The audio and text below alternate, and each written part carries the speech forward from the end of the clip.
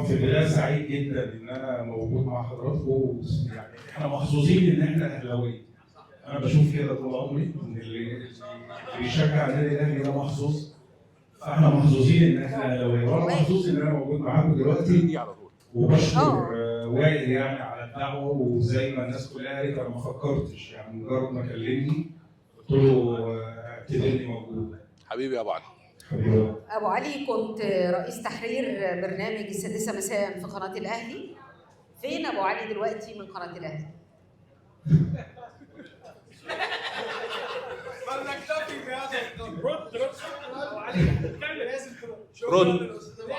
لا يعني في ناس بتزعل كتير من صراحتي. انا بشوف دايما ان حق اصيل للصحفي ان يقول وجهه نظره في اي قضيه. انا من اكثر الداعمين، والناس كانت بتقعد تقول لي انت بتطبل للكابتن الخطيب وحاجات زي كده. لكن انا عندي مشكله لما بشوف حاجه غلط بطلع بقول، ما بكسفش من كده خالص.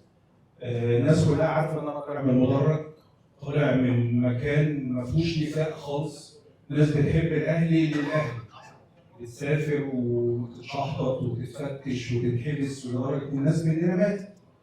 فالناس اللي اتغطت في المدرج، يمكن وسام كان معانا وسبرينج كان معانا وناس كتير حضرت. من الحاجات اللي بتزعل كانت حتى الاداره وقتها مننا ان احنا كنا بنعبر عن وجهه نظرنا بتندر معين او تيفو معين او نشا جوده كان معانا برضه. فانا في اوقات كتيره كنت بعمل، يعني مثلا بعد ماتش صن داونز اللي هو الثاني الخمسه الثانيه، في لحظه كده كان ابني الصغير كان هيموت، وهو برضه نفس التنشن كده مش مصدق وبتاع. فماشي عربيه كانت هتخبطه واحنا راجعين من الماتش. فانا في لحظه انفعال مع الماتش كتبت حسبي الله ونعم الوكيل في وصلنا لان احنا نغير من صن داونز تاني. وانا شغال في النادي الاهلي وفي قناه الاهلي. البوست ده عمل لك مشكله كبيره. لا ولا اي مشكله، انا من جوايا انا متصالح مع نفسي، انا مش شايف في مشكله. قبليها كنت انا في برنامج كابتن احمد شوبير في اون سبورت اف ام، وبقالي 3-4 شهور اتشرفت ان انا كنت مع كابتن شوبير. فكانت مشكلتهم دايما معايا ان انا بدافع عن كابتن الخطيب وبهاجم مرتضى منصور وبدافع عن كابتن اسامه حسني. ففي يوم انا يعني خلاص بقى انت مش هتكمل معانا وبتاع، انا هوا يعني. فقلت لهم خلاص لا حيلة في الرزق ولا شفاعة في الموت. ففي نفس اليوم ده الكابتن اسامه حسني قابلني في الكوريدور بتاع القناه.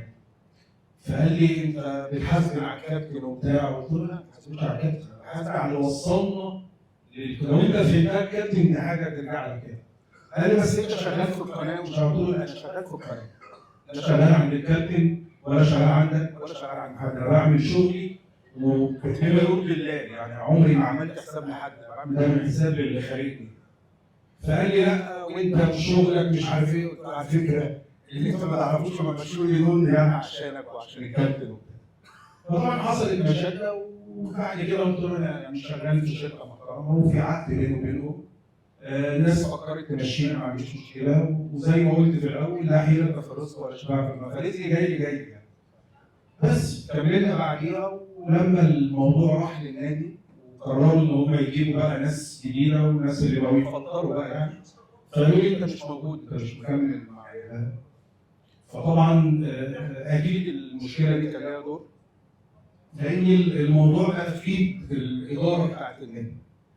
الغريب هنا ان في ناس تخيلت ان انا بعديها هطلع بقى وههاجم وازاي والاداره والكابتن.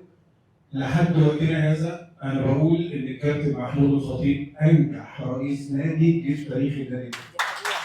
مش عشان انا جدعانه مني او الكلام ده، هي احنا بنحسبها دايما ارقام، بنحسبها دايما بطولات، بنحسبها دايما التطور بيحصل كمستوى انشائي، بنحسبها دايما كميزانيه كفلوس كحاجات كتيره. في عز الازمات، ازمه الكورونا والعالم كله بيعاني اقتصاديا، انت نادي مستقر، انت نادي غني، بتجيب صفقات قويه جدا، بتدعم فرقتك. فبالرغم من اختلافي مع كابتن اسامه، بالرغم من اختلافي ممكن مع اسره الكابتن او الناس اللي زعلت مني وقتها، لكن انا بصلي وبقولها، وكانت الناس تقول لي انت بتقول كده عشان شغال في القناه. انا بقولها وانا مش شغال في القناه بقالي سنتين او اكتر. ان دي وجهه نظري وانا معترف بده. فخروجي من القناه مش بتاعك، يعني مش انا اللي هحدد اشتغل ولا لا، بس انا واخد عهد على نفسي بعد التجربه اللي فاتت دي ان انا صعب جدا ارجع اشتغل في قناه الاهلي تاني. انا شايف دلوقتي انا اكتر حريه، حتى لما بتكلم في الصح او بشيد من غير ما حد يقول لي انت بتطبل يعني. وتاني بقى كده ورساله لاخواتنا الصغيرين اللي بيشوفونا او الشباب، اوعى تعمل حساب لاي مخلوق في رزقك. اوعى انا جيت من مدرج اشتغلت صحفي صدفه، والشغلانه بتاعت الصحافه الناس كتير ما كانتش تعرف ان انا قبل ما اشتغل صحفي كنت رئيس عندي شركه بتاعت كتاب اجنبي، وكان عندي عربيه وكان عندي هديه بالنسبه لي، كنت مستقر وكان بيخش لي دخل برقم كبير، وكنت بستورد من دور نشر كبيره جدا زي كامبريدج واوكسفورد وشبرينجر والسيفير ساينس ودور نشر قويه كنت بستورد منها للشركه بتاعتي. فقالوا لي انت هتعمل ندوه عن بورسعيد، انا كنت من مؤسسين يعني الاولترس وكنت كابل الاولترس. فقالوا لي وكنت سبتهم فتره، فقالوا لي يعني انت هتعمل ندوه عن الناس اللي ماتت وهتتكلم. فرحت صدفه واحد صاحبي ما كنتش اعرف مين فيه، فقالوا لي انت بتتكلم كويس وبتكتب كويس، لما تيجي تشتغل معاك. طبعا انا بجيب الجرايد بالليل، يعني والدي الله يرحمه كان يجيب الجرايد بالليل، فكل اللي اعرفه عن الصحافه ان انا بقرا الجرايد. قالوا لي لا مالكش دعوه، انت لو عندك اخبار وكده، واشتغلت في الصحافه. تمام. وخدت عهد على نفسي وسبت الشركه بتاعتي فعلا وعملت فيها وقفلتها، حتى صنفوني في البيت ان انا مختل، يعني قالوا لي انت هتغطي الاهلي بقى وتبقى موجود كل يوم في قلت لهم انا هحضر كده وموجود، فقالوا لي اه، فقلت لهم خلاص انا معاكم. وفعلا الشركه اتقفلت واشتغلت، بس خدت عهد على نفسي ان انا ابقى براند، مش بفخر في، لا بجد قلت انا لازم ابقى براند، لازم ابقى الناس لما يقروا خبر مكتوب عليه اسم محمد ابو علي يبقى في يقين ان الخبر ده صح. خليني اخدك للنقطه دي. انا بقول لك بدل ما تاخد لا لا لا لا انت جيت في حته مهمه لسؤال مهم. انت بتتكلم ان الناس تقرا خبر لابو علي. هل اخبار ابو علي في بعض الاوقات، خلينا نقول حصريات ابو علي في بعض الاوقات الفتره اللي فاتت عملت لك مشاكل كبيره جدا، خصوصا لما يطلع حد من النادي الاهلي او بيان من النادي الاهلي يقول ان الكلام ده مثلا ما حصلش، ويروح زي ازمه عمر كمال بصراحه الاخيره، وكانت عامله لك ازمه كبيره جدا. ايه ازمه عمر كمال؟ هو انا يعني اي صحفي بيبقى ليه مصادره، فالنادي الاهلي كان بيتمرن في مدينه نصر زي دلوقتي كده، فلقيت حد بيكلمني قال لي ده حصل كذا وعمر خرج متنفس خبط ايده في باب فانا بالنسبه لي وبقول الكلام ده برضه يعني قسما بالله ما بقول عشان اعمل حساب لحد، انا قايل الخبر كخبر عادي خالص، لا قلت مشاجره ولا قلت ان في لعيبه ضربت بعض ولا قلت، انا قلت عمر خرج متنفس من المدرب المساعد وراح خابط ايده في الباب، فالبلاستيك عامل زي الازاز فعور لي ايده. والناس ما تعرفوش وقتها ان انا كنت هجيب التقرير الطبي لان الناس كتبتني، ورحت المستشفى بتاعت مدينه نصر وحصل اتصال كده وقلت خلاص مش مهم يعني. ففوجئت بسيل من الهجوم مش طبيعي، والخبر وصل اني انا قلت ان امام عاشور وعمر ضربوا بعض ومش عارف مين عور مين، والتاني طار وطلع نار من بقه ومش عارف ايه، الخبر عمال يكبر كده. فمش فاهم ايه اللي انا ما قلتش كده، انا قلت لعيب خرج متنفس خبط ايده واتعور وخد مش عارف كام غرز. كصحفي انت عندك شغف فقلت الخبر، ممكن تكون مش مقدر تبعيات الخبر او رد الفعل ايه، فانا مش في دماغي خالص. فوجئت بقى بهجوم شديد جدا، وفوجئت باكونتات فيك كتيره جدا داخله بتشتم فيا، فابتديت ادافع، وده كان اكبر غلط انا عملته، ومن ساعتها وانا ما بطلعش ادافع خالص. ففي ناس مسؤولين في النادي يعني حصل خلاف بيني وبينهم، وطلعت كتبت ان هم بيعملوا كذا ومش عارف ايه، فالموضوع زاد اكتر، فالهجوم زاد اكتر. كتبت بوست لقيت ناس زي ما خالد كده قال لك بخش الاقي تليفونات كتير امسح البوست امسح البوست، فتقديرا للناس مسحت البوست، لكن الموضوع ما خلص. لقيت ابتدى يحصل ريبورتات وسترايك على القناه. انت خليته يلف تاني؟ اديله مايك يا بعض. هيبقى كابتن هيثم عرابي هيسال ابو علي. كتير بشوف ناس بتقول لك انت لو اهلاوي، واعتقد انتوا بتتعرضوا فارس وخالد وناس اللي احمد اسامه، كتير ناس بتقول لك انت لو اهلاوي مش هتطلع الخبر ده، انت دورك ان انت تحافظ على النادي. انت من جواك حاسب الامر ده؟ رقابه ذاتيه.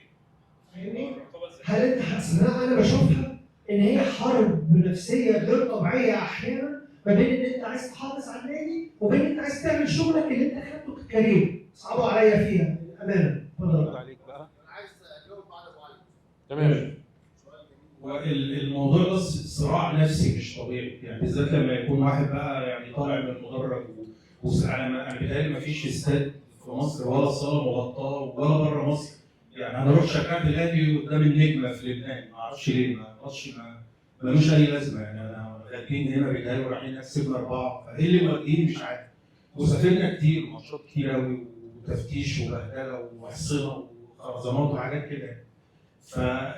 فصراع من جواك. وقعدت فتره للاسف يعني بلغه الصحافه اتضربت في اخبار كتيره جدا عشان كنت بقول ايه، انا راجل اهلاوي ما بقولهاش.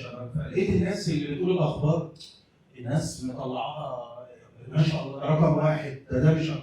طب انا لما اقول الخبر الاقي الناس تهاجمني، نفس مثلا حد في نفس اللي بيتقال الخبر ده اسطوره مش عارف ايه وايه اللي عظمه دي، بقيت جالي من الجنان. يعني طب الواحد يتكلم ولا يسكت، ولو ما اتكلمش يقول لك مش عارف ايه. فالموضوع ده في صراع نفسي مع ما يكون حد اهلاوي فعلا والنادي بتاعه، وربنا وحده شاهد مطلع ان في كم اخبار كتيره جدا كانت بتبقى موجوده مع الواحد وما يقولهاش عشان. لكن للامانه الموضوع بقى خلاص، انا بتكلم بقى اكل عيش، انت ما عندكش اي مصدر دخل. الناس فاكره الصحفيين كلهم خالد صلاح وكلهم احمد موسى وكل الناس اللي قاعده بتاخد، مش بحسدهم والله بس ربنا وسع عليهم. لا انت في وقت من الاوقات اجبرت ان انت تروح مكان مثلا مش بمزاجك عشان اكل عيش. انت ما فيش اي مصدر دخل، الناس فاكره ان انت بقى ايه يعني مليونير. ما هو انت عندك مصدر دخل واحد ممكن يكون البدل بتاع النقابه والجرنان اللي الناس ما تعرفوش كبير ادخن صحفي بياخد 750 جنيه 1000 جنيه. الناس والله ما بهزر، يعني انا لحد دلوقتي بقبض من الجرنان بتاعي 1000 جنيه. خالد إبراهيم كان رئيس قسم في الشروق بس كان ده بياخد مبلغ يعني. ده بيور تعالوا استاذ خالد هنا. تعالى بس السؤال ده مهم جدا. تعالى هنا بس. في محورين في الموضوع ده. المحور الاولاني ابو علي او انا الاهلاوي اللي معاه الخبر هيتناولوا ازاي؟ بس كده الخبر هيطلع 90% الخبر هيطلع. طيب يطلع من خلالها بالطريقه اللي بتدورش نادي ولا يطلع من خلال واحد زملكاوي؟ ده رقم واحد. في واحد ممكن يقول لك الزملكاوي غير مصدق انما الاهلاوي مصدق. في رقم اثنين مهم جدا. خلينا نكون واقعيين ومنطقيين. 90% من جمهور الاهلي بيحب اخبار الصفقات ومين رايح ومين جاي. بيحبوا كده. حلو، فتيجي واحد يقول لك ما تتكلمش في الصفقات. طب ماشي اوكي، انا والراجل ده هنفضل نتكلم في المدينه الفاضله وهنفضل نتكلم في الاهلي حلو وقال ويعيش وتلاقي الناس رايحه اليوتيوب بتاعت كل الزملكاويه بيدوروا 900 خبر عن اخبار النادي الاهلي، وتلاقي ان احنا بنقول لنا الجزء معانا الناس دي بتكبر واللي بيكبرها جمهور النادي الاهلي، واحنا لما نيجي عايزين نوصل بقى رساله حقيقيه لجمهور النادي الاهلي مش عارفين، صوتنا مش واصل. ليه؟ لان ما عندناش قاعده على الارض.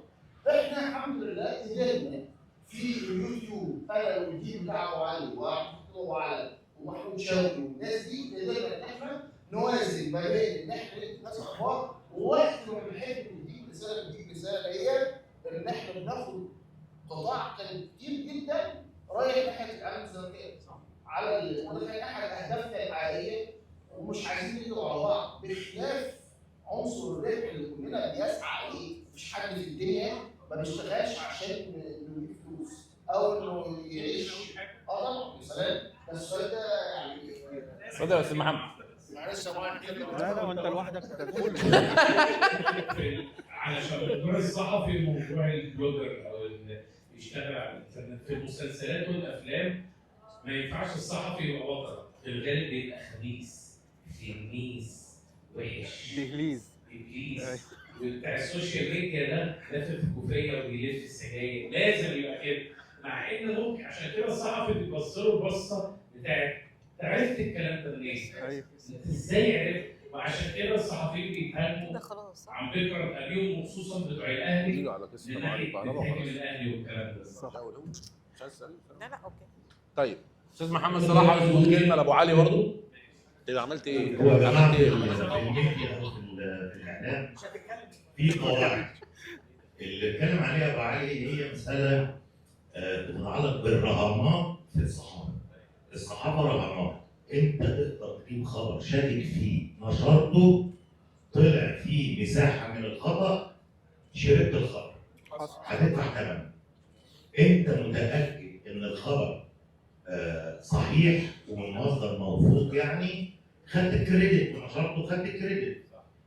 في بقى قاعده بتتعلق بالصحفي المنتمي اللي هو صحفي اهلاوي بيشتغل او الاخبار اللي تتعلق بامن البلد مثلا، حاجه مهمه جدا حاصله في مصر وفلان ولا يقولها ولا ما يقولهاش.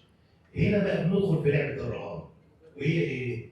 ان ابو علي جاله خبر عنده مصدر اداله خبر مهم. هل في عنده اي بس مؤذي للاهلي؟ الخبر ده لو اتقال هيأذي الاهلي بشكل او باخر، هيتعمل عليه حمله، هيستغلوا الاعلام المضاد، هيعمل فتنه تمام. ايا كان يعني. طيب عايز هنا ياخد لك لازم صوره. الصحفي او السوشيال ميديا يستغل خبرته شويه. هل الخبر ده انا الوحيد اللي خدته؟ لو انا ما نشرتوش مش هيتنشر، مش هيتعرف، هنا واجبه ما ينشروش. بس في حاجه سابق يصدر على التسجيل. في حاجه ثانيه ممكن رهان يبقى غلط ان هو متاكد مليون في الميه ان ما حدش هيعرف الخبر فما ينشروش، يلاقي واحد تاني نشر مش عارف. يبقى هو خسر رهانه هو. اذا هو متاكد ان الخبر او عنده شك 1% ان الخبر ده حد تاني ممكن ينشره، من واجبه ينشره.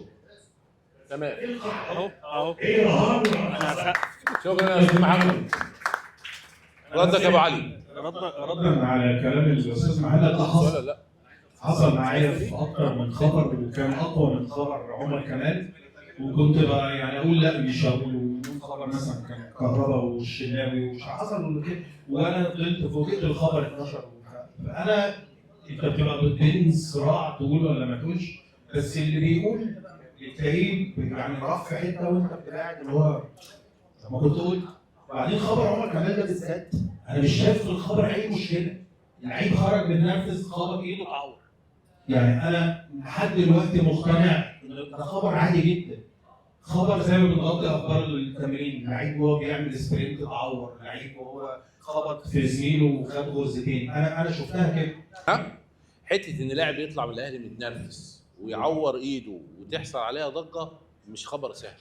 لو حقيقي خلاص يعني الخبر لا يعني يعمل يعني لاعب اتضرب ربط و13 غرزه وبتاع، الناس يبقى عندها فضول لحاجه زي كده والدم لا هو المشكله كانت كلها ان الاداء بتاع الاهلي والهجوم كان عن الاهلي وقتها، او في يعني عارف اخبار كتير على الاهلي. هي دي الممكن اللي انا ما عملتش حسابه، ان في ضغط من الاعلام الاخر او السوشيال ميديا او حملات على النادي.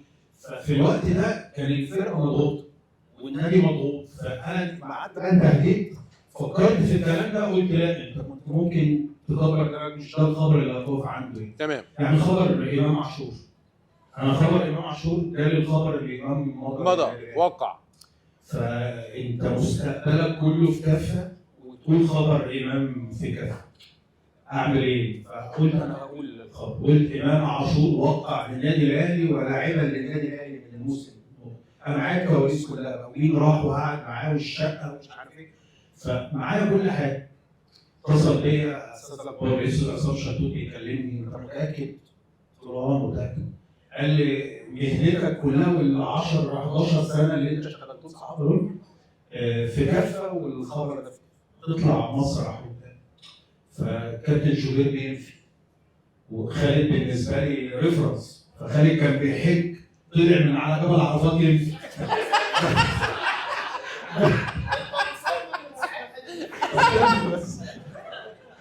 كون ان خالد يطلع من الحج ينفي، انا بقيت اشوف بتصل بالناس يا جماعه يقولوا لي خلاص.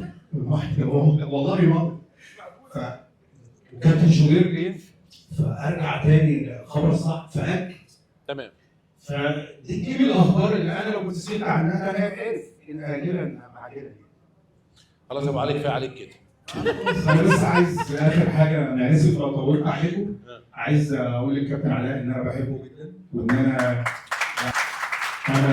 ببر والدي في الكابتن علاء، لان الكابتن علاء كان بيحب والدي، كان بيحب الكابتن علاء جدا، وكان دايما يكلمنا عنه. فانا يعني وهو ما يعرفش الكلام ده، اول مره بقوله، احنا بينا عشره وحاجات كتيره. فانا بشكره من مجرد ما قلنا له الراجل كان موجود. واشهد الله ان انا بحب هيثم جدا، انا دخلت بيت هيثم وقعدت معاه وعشت معاه تجربته في الاهلي، وعشت معاه تجربته بعد الاهلي، وعشت معاه تجربته في المدن. فانا عايز اشكره برضه واحساسه، لان انا عارف حاجات كتيره في قصه رفعت. وانت انا قلت لك انا بيك فان فبرضه انا حاسس بهيثم جدا وعارف ومقدر مشاعره. مش عايز يعني اي حد من الناس اللي قاعده لا يا معلم، يعني زعلان مني في حاجه، بالذات اسامه فارس. جت فتره كده والراجل يعني عارفين معزته، وانا كنت حريص ابعت له رسائل من فتره. فاشهد الله ان انا بحب كل ما هو اهلاوي في الله. انا اتربيت كده في المدرج، يعني انت اهلاوي تبقى اخويا.